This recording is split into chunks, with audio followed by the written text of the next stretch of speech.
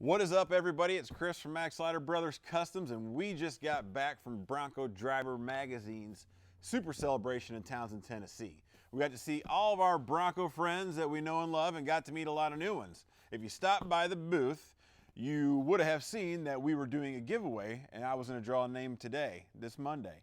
That giveaway will be for a Maxlider hat, a Maxlider t-shirt, 30-ounce mug, and also a keychain. So, without further ado, let's draw a name and see who the lucky winner is going to be. Shake it up a little bit. And the lucky winner's name is, looks like it's David Ford. All right, David, I'm going to have John, my e-commerce guy, reach out to you and get your shirt size so we can get the package coming to you.